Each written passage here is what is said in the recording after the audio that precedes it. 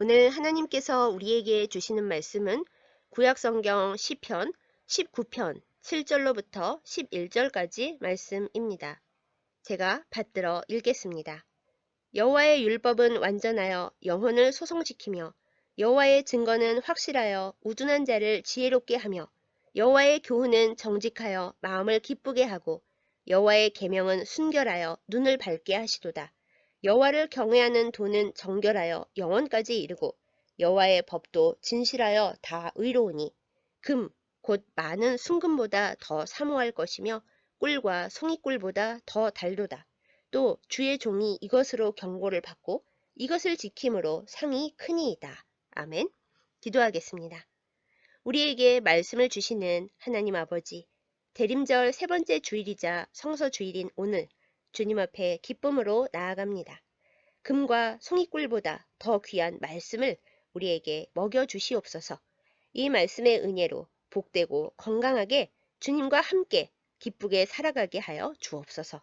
예수님의 이름으로 간절히 기도드렸사옵나이다. 아멘.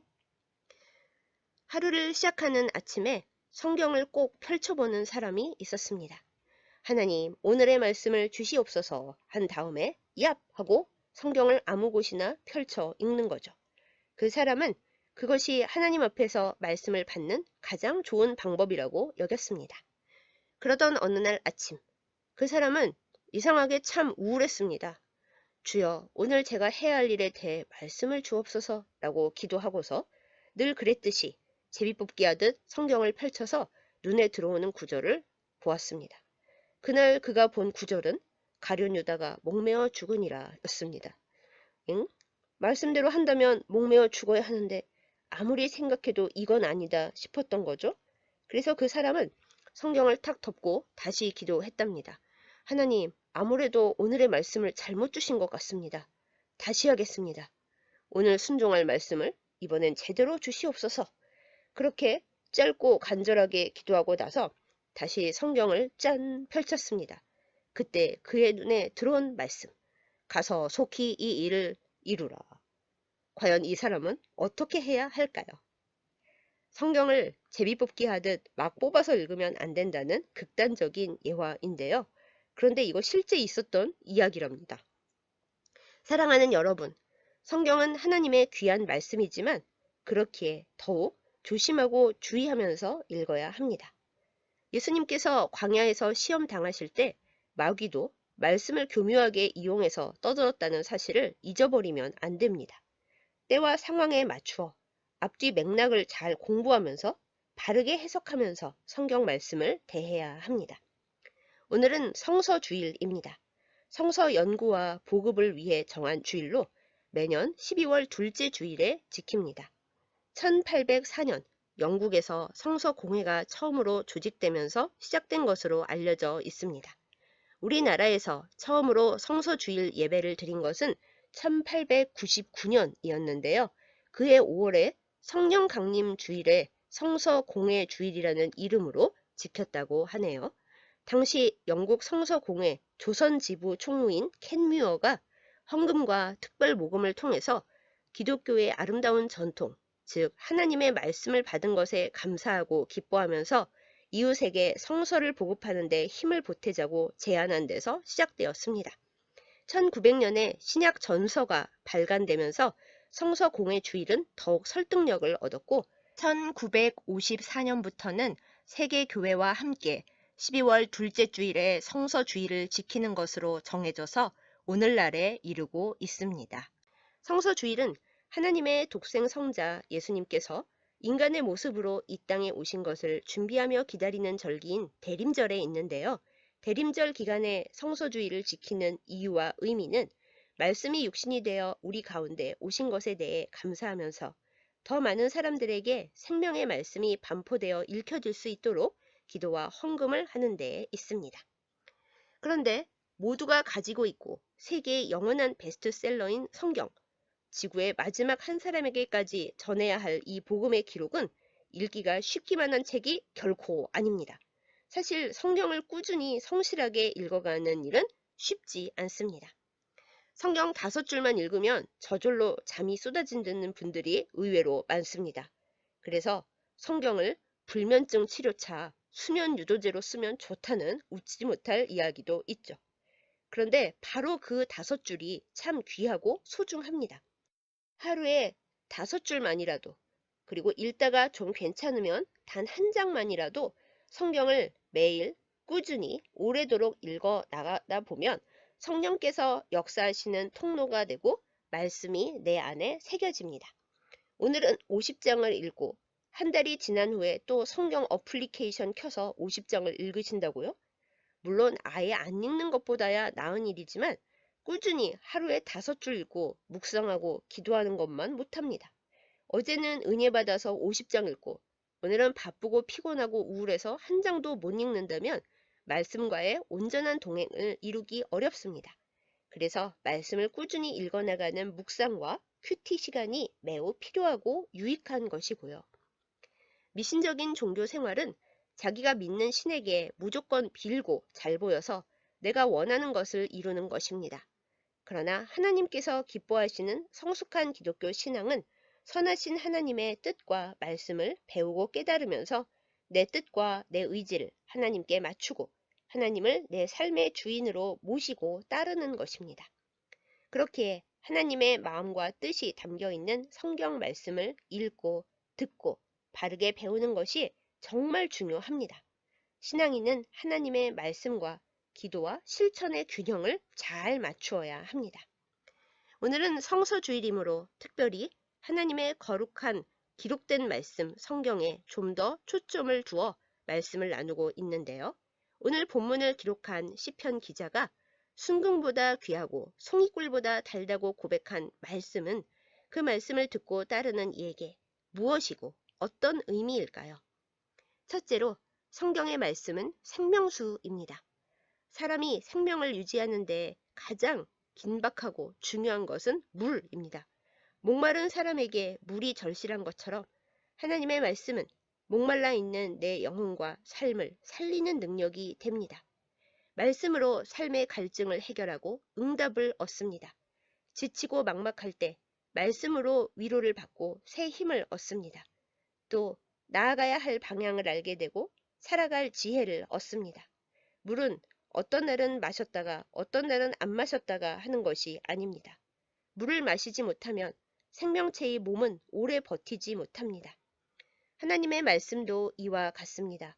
규칙적으로 흡수할 때 영혼이 소생하고 삶이 살아납니다.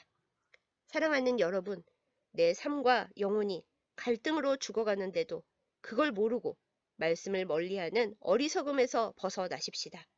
말씀이 때로는 쓰고 때로는 어렵고 때로는 따분하지만 그 자체로 순금과 송이꿀보다 더 귀하고 좋은 것임을 알고 믿고 말씀을 사모하는 우리가 되기를 간구합니다. 순금과 송이꿀보다 좋은 생명수 같은 말씀의 복을 누리시기를 예수님의 이름으로 축복합니다. 다음으로 말씀은 나의 생활과 영혼의 모습을 비추는 거울입니다. 말씀은 나의 좋은 모습만 예쁘게 보여주지 않습니다. 나의 잘못되고 삐뚤어진 모습까지도 거짓없이 그대로 비추어 드러내줍니다. 무엇보다도 남들이 보지 못하고 때로는 나도 알지 못한 영혼 깊은 곳까지 보여줍니다. 제대로 바라본다면 절대로 숨길 수 없습니다. 우리는 성경을 읽고 묵상할 때 성경 등장인물들과 만납니다. 그들의 실패와 성공, 삶의 적나라한 모습들을 통해 우리의 모습을 보고 본받게 되기도 하고 갈등을 겪기도 하고 회개하게 되기도 합니다. 성경은 망측하고 적나라한 범죄까지도 숨기지 않고 이야기합니다. 그것이 모든 인간의 실제 모습이고 거울이 되기 때문이죠. 이 말씀의 거울 속 내 모습이 보기 싫고 부끄럽다고 계속 피하고 거울을 깨뜨리려 한다면 점점 더 흉해질 수밖에 없을 것입니다. 거울을 마주할 기회가 아직 있을 때 바로 보고 더 열심히 잘 들여다보아서 아름답고 깨끗한 모습이 되어야 하지 않겠습니까?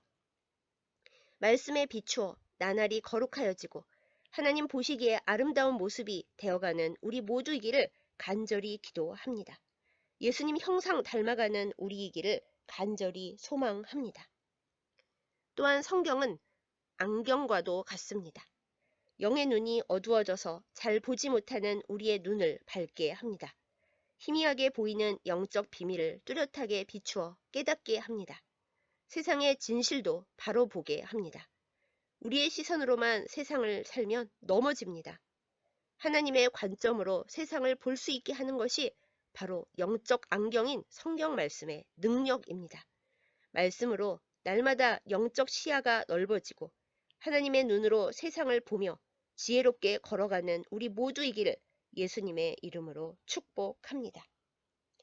마지막으로 성경 말씀은 칼, 특히 날카로운 양날검과 같습니다. 히브리서 4장 12절 말씀입니다. 하나님의 말씀은 살아있고 활력이 있어 좌우의 날선 어떤 검보다도 예리하여 혼과 영과 및 관절과 골수를 찔러 쪼개기까지 하며 또 마음의 생각과 뜻을 판단하나니. 성경 말씀은 칼보다 예리하고 날카롭게 우리의 죄와 문제를 도려냅니다. 칼에 살짝 스치기만 해도 얼마나 아픈가요? 그런데 말씀이 우리를 베면 엄청나게 피 흘리고 너무나 아픈 것이 당연합니다. 그러나 몸을 썩게 만들고 죽게 만드는 악성 종양을 그대로 내버려 둔다면 어떻게 되겠습니까? 영혼을 병들게 하고 영원한 파멸로 끌고 가는 죄를 그냥 내버려 두는 것이 옳은 선택이겠습니까? 아프고 힘들더라도 말씀의 검이 우리의 죄와 악과 상처를 잘라내게 해야 우리가 살 수 있습니다. 말씀의 검이 나를 수술하는 것을 두려워하지 마십시다. 아프다고 거부해서는 안 됩니다. 말씀의 검이 우리를 고치도록 내어놓는 용기가 우리에게 있기를 기도합니다. 성령께서 우리 곁에 계셔서 자유의 치유의 기름을 발라주시기를 기도합니다. 우리를 살리는 말씀의 능력이 우리 모두 안에서 뜨겁게 역사하기를, 그리하여 고침받고 자유로운 건강한 주의 백성으로 살게 되기를 예수님의 이름으로 축복합니다. 여러분, 말씀은 순금과 송이꿀보다 소중하고 몸과 영혼의 보약입니다. 그러니 우리 말씀을 사모하십시다. 졸면서 혹은 건성으로 지나치지 말고 성경을 읽을 때 그 자리에 나의 흔적을 남기며 그 안을 진지하게 거닐어 보십시다. 예수님의 숨결과 발자국, 신앙의 선배들의 숨결과 삶의 순간들을 따라가 보고 지켜보십시다. 그 경험들이 성령으로 인하여 내 삶과 신앙에 스며들게 될 것입니다. 그리고 느끼지 못할지라도 우리 자신도 말씀 속에서 변화되고 성장하고 성숙해 갈 것입니다. 백문이 불여일견이라는 말이 있습니다. 성경 말씀이야말로 그렇습니다. 100번 듣는 것보다 내가 직접 읽어서 보고 기도와 행동으로 내 삶에 말씀을 스며들게 하는 것이 참 중요합니다. 성경 통독을 할 때에는 꼭 처음부터 읽지 않아도 됩니다. 매번 처음부터 읽으면 레위기에서 딱 막혀서 길을 잃고 그만두기 쉽거든요. 그렇게 되면 평생 창세기와 출애굽기만 읽다가 끝나고 말 겁니다. 신약의 복음서부터 혹은 마음에 와닿는 책부터 읽어도 좋습니다. 다만 꾸준히 읽고 기도하면서 성령의 지혜를 구하며 읽어야 할 것입니다. 여러분, 순금과 송이꿀보다 귀하고 달콤하며 삶과 영혼을 살게 하는 성경을 나의 사랑하는 책으로 가까이 하십시다. 성경 말씀은 살아서 역사하는 하나님의 능력입니다. 우리의 갈 길을 지도하는 영적인 내비게이션입니다.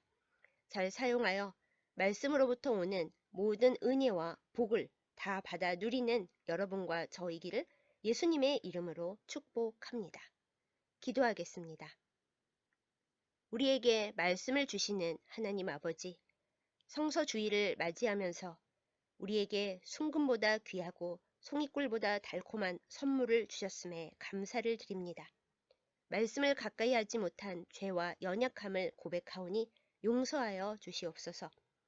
말씀이 육신이 되어 우리 가운데 와주신 예수 그리스도의 사랑을 기억하는 이 대림절 한가운데에서 말씀을 사모하는 자 되기를 결단합니다. 성경이 나의 사랑하는 책이 되게 하여 주옵소서. 그리고 예수님의 형상을 닮아가는 우리가 되게 하여 주옵소서. 우리를 말씀의 능력으로 강건하게 하시고 하나님의 뜻을 알고 순종하는 자들이 되게 하여 주옵소서. 하나님, 문희경서 교회를 위해 간구합니다.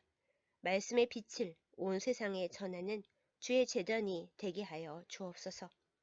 교회를 위해 헌신하며 기도하는 사랑하는 주의 자녀들을 기억하여 주시옵소서. 말씀으로 인도함을 받고 복의 통로가 되게 하옵소서. 믿음을 더하여 주시고 말씀에 의지하여 기도할 때에 하나님께서 들으사 하늘문을 여시고 모든 기도 제목들에 응답하여 주옵소서. 이 거룩한 주일 우리가 함께 모여 하나님의 말씀을 나누었사오니 주께서 이 자리에 함께 계시고 말씀이 우리의 삶 가운데 스며들고 주의 놀라운 능력을 나타내게 하여 주옵소서. 예수님의 이름으로 간절히 기도드렸사옵나이다. 아멘.